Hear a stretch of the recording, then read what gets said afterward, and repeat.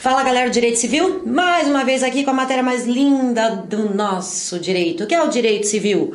Hoje, aula importantésima. Para começar uma aula importantésima, concentra, pede ajuda dos doutrinadores e abre o Código Civil. Importantíssimo. Abrindo o Código Civil, boa noite, para quem não me conhece, meu nome é Ana Silvia. Eu sou professora da cadeira de Direito Civil aqui da Cultive para ajudar você a alcançar o seu objetivo maior, passar no concurso. Você vai passar. Escuta, lembra de mim na hora. Tenho certeza que vai dar certo. Então vamos começar? Hoje a aula é bem legal, simples e importantíssima. Hoje a gente vai começar a falar sobre as classificações das obrigações. A gente já sabe o que é uma obrigação, a gente já sabe quais são os elementos da obrigação e agora nós vamos classificar essas obrigações. Parênteses 1 da aula, por favor não liguem o slide, como vocês podem perceber. Aqui, ó, não é essa matéria. Desculpa, eu errei, eu esqueci de mudar. A aula de hoje é sim sobre direito civil, obrigações, prescrição e decadência, também já sabemos tudo sobre isso, passamos já dessa etapa. Começando então a classificar o direito obrigacional. Primeira classificação extremamente importante, que é o objeto da nossa aula de hoje, quanto ao conteúdo da prestação. Quero fazer uma ressalva, parênteses 2 da aula. O que é a prestação dentro da obrigação? Vou fazer um desenho bonito, como todos que eu faço. Obrigação, isso é um O. Qual que é o objeto da obrigação? Qual é o objeto direto da obrigação? É a prestação. Se eu apoio aqui, fica vermelho, não dá nada, né? Prestação. O que é a prestação? Nada mais do que os 3 verbos lindos que a gente usa no direito obrigacional. Dar, fazer e não fazer. E qual é o objeto direto da prestação? O bem ou o serviço, obrigação de fazer, né? Fazer alguma coisa. Então, só para retomar, a obrigação tem como objeto direto a prestação. A prestação tem como objeto direto o bem ou serviço. Se eu tenho alguma coisa aqui no meio, eu achei que ia desenhar na tela agora, né? Se eu tenho alguma coisa no meio entre o objeto e o bem ou serviço, se eu pulo aqui uma coisa, é porque o objeto indireto da obrigação é o bem ou serviço. Se é objeto indireto da obrigação, é objeto direto da prestação. Então, objeto direto da obrigação é a prestação, objeto indireto da obrigação é o bem ou serviço, e o objeto direto da prestação é o bem ou serviço. Eu sei que vocês já sabem disso, mas para a gente ter certeza. Então, em relação ao conteúdo da obrigação, gente, que legal. Eu tenho 3 possibilidades: dar, fazer ou não fazer. Eu já volto nesse slide porque eu inverti. Eu vou começar por esse. Dar. Primeira forma, o que é dar? Dar é sinônimo de entregar. Na obrigação de dar, o devedor tem que prestar esse verbinho dar ou entregar para o credor, certo? Aqui dentro da obrigação de dar, nós temos 2 hipóteses. Ou eu entrego uma coisa certa, ou eu entrego uma coisa incerta. Vamos começar pela coisa certa. Ah, daí a gente vai ter que lembrar aquela aula de bem, classificação de bens, né? Aquele bem que a gente pode determinar. Quando a coisa é completamente determinado, quando a coisa é certa, quando o bem é determinado, é porque eu tenho 3 elementos: quantidade, qualidade e gênero. Falei ao contrário. Quantidade, gênero e qualidade. Eu tenho todas as características possíveis. Eu só tenho a possibilidade de entregar aquela coisa e não outra coisa no lugar dela. Essa obrigação de dar coisa certa está prevista no nosso Código Civil a partir do artigo 233 até o 242. Extremamente importante a questão das consequências da perda ou perecimento do bem antes da entrega. Veja, estamos frente a uma obrigação de dar, uma obrigação de entregar uma coisa, uma obrigação de entregar um bem. O devedor se obriga a entregar essa coisa ao credor. Num certo dia, em certas condições. Imagina que esse bem perece, ou seja, acaba, se extingue, quebra em milhões de pedacinhos. Esse bem, ele perece antes da tradição. O que é tradição dentro do ordenamento jurídico? No civil, né? O que é a tradição? É a entrega da coisa. Nada mais é do que a transferência, a posse da minha esfera. Eu entrego, eu dou a outrem, que aqui nós vamos chamar de credor. Antes da tradição, o bem está sob minha proteção, o bem está sob minha posse, eu como devedora. Se acontece alguma coisa e esse bem perece, nós temos duas possibilidades. Com minha culpa, eu ajudei a esse bem perecer de alguma forma, ou sem culpa. Então nós temos duas possibilidades: perecimento do bem com culpa do devedor ou sem culpa do devedor. Se o devedor for culpado pelo perecimento, o que eu faço? O devedor vai ter que pagar perdas e danos. Ok. Agora me diga uma coisa, o devedor estava na posse do bem, mas esse bem pereceu, se extinguiu sem culpa do devedor, nada ele fez, não foi culpa dele, esse bem pereceu por outros motivos. O que acontece com essa obrigação? O que acontece com esse contrato? Essa obrigação ela vai ser extinta, existe a extinção da obrigação sem pagamento de perdas e danos. Por quê? Porque não foi comprovada a culpa do devedor. Vamos colocar dois exemplos para vocês entenderem. Obrigação de dar coisa certa. Na hora, antes da tradição, o devedor, por culpa sua, acabou por perecer aquele objeto, que era o objeto indireto da obrigação. Eu estava em casa e eu deveria entregar uma televisão que eu comprei, que eu tinha que pagar para um vizinho meu. Eu tinha que entregar essa televisão para um vizinho meu. Eu estou em casa e eu tenho que entregar no sábado, sexta-feira eu dou uma festa, todos os meus amigos vão lá, papo vai, papo vem, cerveja vai, cerveja vem. Um dos meus amigos dá um tapa na televisão, a televisão cai e quebra. Não funciona mais, quebrou por completo essa televisão. Foi culpa minha? Eu fui negligente. Eu deveria ter cuidado melhor desse bem. Nesse caso, com culpa minha, eu tenho sim que pagar perdas e danos para o credor. Por outro lado, se eu estou na posse daquele bem e ele perece sem ser culpa minha, eu não tenho porque pagar, porque restituir, porque pagar perdas e danos para o credor. Mesmo exemplo da televisão. Tô em casa, a TV tá ligada, porque eu tava testando ela, bem na hora deu um raio, acabou com o prédio, desligou tudo, explodiu o gerador, queimou a TV, não funciona mais. Eu tenho culpa que isso aconteceu? Na verdade, não. Se eu não tenho culpa, rescisão do contrato. A obrigação se extingue. Certo? Existe também a possibilidade de não ter o perecimento completo do bem, de não ter o perecimento completo da coisa.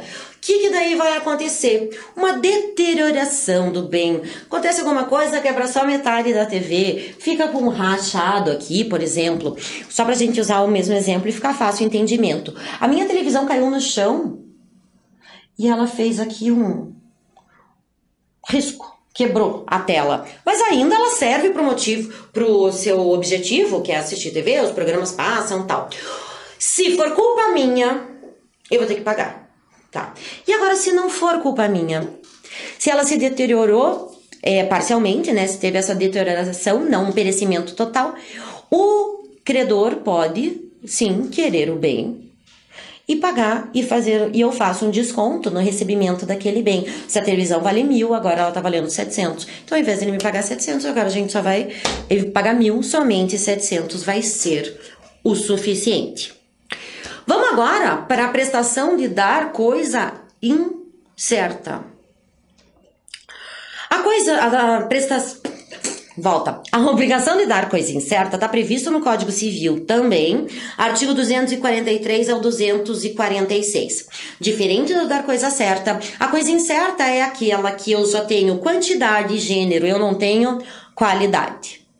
Vocês lembram do exemplo clássico que foi colocado desde o começo aqui do nosso curso? Falando assim, 1 quilo de feijão carioquinha, 1 quilo quantidade, feijão é gênero e a qualidade é carioquinha.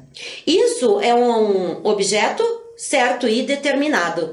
Por outro lado, quando eu só tenho a possibilidade de aferir a quantidade e o gênero, estou frente a um objeto indeterminado, uma coisa incerta. Nas obrigações em relação à coisa incerta, diz o nosso Código Civil, a coisa incerta, artigo 243, acompanha aí. A coisa incerta será indicada ao menos pelo gênero e pela quantidade. Até aqui, tudo bem. A questão da coisa incerta é quem faz a concentração.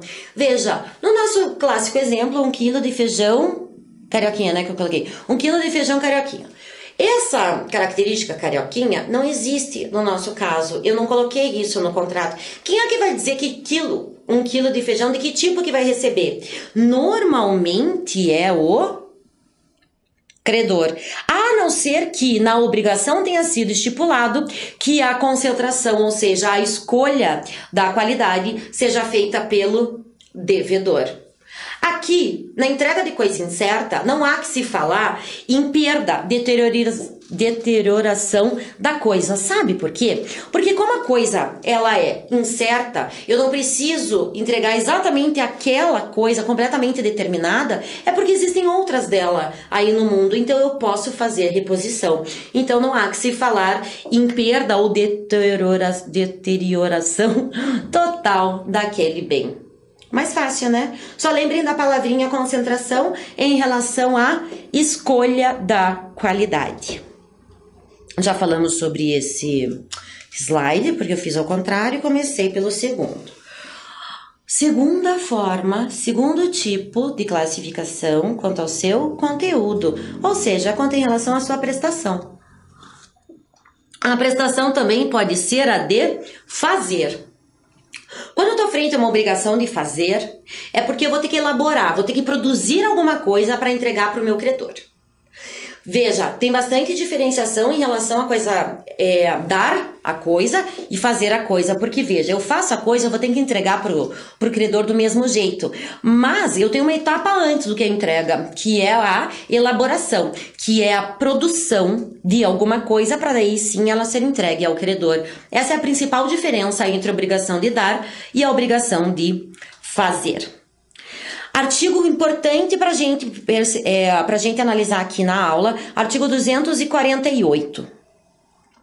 Se a prestação do fato tornar-se impossível, sem culpa do devedor, resolve-se a obrigação. E se for por culpa dele, responde por perdas e danos. Se aquela pessoa tinha que fazer uma coisa, mas agora ela não pode mais, se tornou impossível fazer essa coisa que foi contratada, essa coisa objeto indireto da nossa obrigação.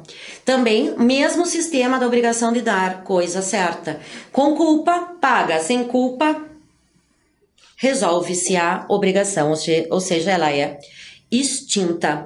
Interessante aqui também a gente parar para analisar que a gente pode ter dois tipos de obrigação de fazer. Obrigação de fazer fungível e obrigação de fazer infungível. A obrigação de fazer fungível é aquela que qualquer uma pode, que a pessoa que deveria fazer, ou seja, o nosso devedor, o polo passivo da nossa obrigação pode ser substituído. Se eu quero pintar um quarto inteiro de branco, não tem nada de diferente, nada de moderno, tal. Se eu quero pintar inteiro de branco, eu preciso contratar o pintor X ou normalmente qualquer pintor consegue fazer. Veja, essa é uma obrigação de fazer fungível. Eu consigo fazer com que outras pessoas também cumpram essa obrigação. Já por outro lado, a obrigação de fazer infungível, ela tem que ser feita pelaquela pessoa determinada. É uma obrigação personalíssima, que a gente chama, que também coloquei aqui para vocês.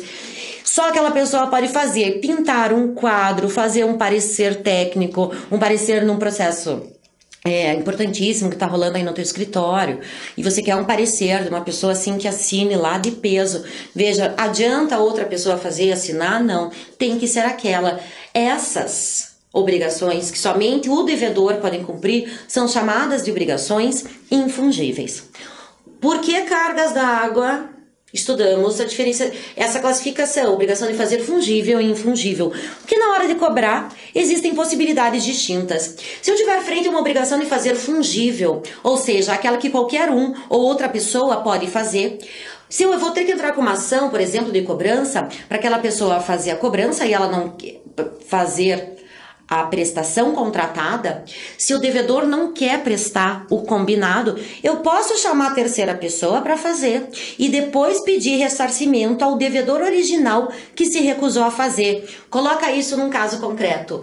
Contrato o pintor para pintar minha parede toda de branco. Ele me enrola, não vem e eu preciso daquele quarto pintado no dia tal. Eu tô vendo que ele não vai vir, eu já paguei e ele não foi. O que eu faço? Eu ligo pro pintor, o outro que mora do lado da minha casa, e peço para ele ir. Ele vai lá e faz. Por quê? Porque a obrigação de fazer fungível qualquer um pode cumprir. Qualquer um pode entrar e fazer o que o devedor deveria ter feito, mas não cumpriu. Então, eu posso pedir para uma terceira pessoa ir lá, fazer o que deveria ter sido feito, mas não foi, e pedir ressarcimento ao devedor original, aquele que não foi pintar o meu quarto. Agora perceba, se for uma obrigação infungível, eu tenho possibilidade de contratar o meu vizinho para fazer? Não tenho. Eu tenho que cobrar daquela pessoa, ou seja, do meu devedor original, que não adimpliu com a sua parte, que não fez o que deveria fazer, para daí eu poder ter satisfeito o meu direito de credora. Tranquilidade. Já falei, mas vou repetir. Tá aqui, ó, para vocês. Qual que é a diferença entre a obrigação de dar e a obrigação de fazer? Porque, veja, eu vou entregar um quadro porque eu fiz o quadro. Então, parece que as duas obrigações acabam por se confundir. Mas não confundam. A obrigação de dar é simplesmente uma entrega. Já, por outro lado, a obrigação de fazer, o devedor tem que fazer alguma coisa. Ele tem que elaborar, ele tem que produzir, ele tem que pintar, ele tem que escrever e assim por diante. Tem que ser feito alguma coisa para daí poder haver a entrega. Se você colocar um exemplo, a pintura de um quadro por Da Vinci. Ai, que chique. Bom, imagine se fosse possível. Eu contrato Da Vinci para pintar o meu rosto na forma da Mona Lisa. E ele não faz essa pintura. Cobro ele daquela forma que estávamos falando em relação à obrigação infungível. Veja, ele vai pintar o quadro, se ele cumprir a obrigação dele, ele pinta o quadro e me dá. Existe também aí uma dá e uma entrega. Mas não existe na obrigação de dar e entregar aquela primeira etapa que existe no fazer, que é a elaboração, produção, pintura, escrever e assim por diante. Essa é a principal diferença entre a obrigação de dar e a obrigação de fazer. Por fim, tranquilidade, meu povo, a obrigação de não fazer. Diferente das duas antes estudadas, a obrigação de dar e fazer, a obrigação de não fazer, ela é uma omissão. A pessoa não pode fazer nada, não é nada. Ela não pode fazer aquilo que foi combinado que ela não faria. A obrigação de não fazer está prevista no artigo 250 e 251 do Código Civil. Exemplo de obrigação de não fazer. A obrigação de não fazer ela é um pouquinho diferente de a gente conseguir visualizar, porque eu não posso fazer aquilo que eu falei que não ia fazer. Quando que existe o inadimplemento da obrigação de não fazer? Quando eu ajo. Quando eu faço o que eu não deveria ter feito. Exemplo clássico. Trabalho 30 anos lá na fábrica da Coca e eu sei a fórmula da Coca-Cola para a alegria de todos e da nação. Só que eu assino na hora que eu sou mandada embora, que eu vou embora da Coca, não sou mais funcionária de lá, assino um termo, assino um contrato que eu sou proibida de falar sobre a fórmula da Coca. Um contrato de... Como é que é o nome disso? Olha aí o Alzheimer. Alemão, sai da minha cabeça. Confidencialidade, desculpa. Contrato de confidencialidade. O que do contrato diz? Você não pode falar sobre isso. Você não pode entregar a fórmula. Você não pode falar sobre os livros da parte administrativa de uma empresa e assim por diante. Se eu saio da fábrica da Coca-Cola, assino um contrato de confidencialidade, chego lá fora e conto pra todo mundo, boto lá no Facebook, ó, o negócio é o seguinte: uma xícara de açúcar, 3 de maisena, não posso fazer isso. Mas se eu contar para todos a fórmula da Coca, eu inadimpli a minha obrigação, porque eu deveria ter ficado quieto e não fiquei. Ou seja, é a única coisa que eu tenho, é o único tipo de obrigação que eu tenho que não fazer nada. É uma omissão. Você tem que se abster de fazer aquele ato, aquela conduta previamente fixada na obrigação. Em relação à obrigação de não fazer, Eu acho sensacional para... Cadê?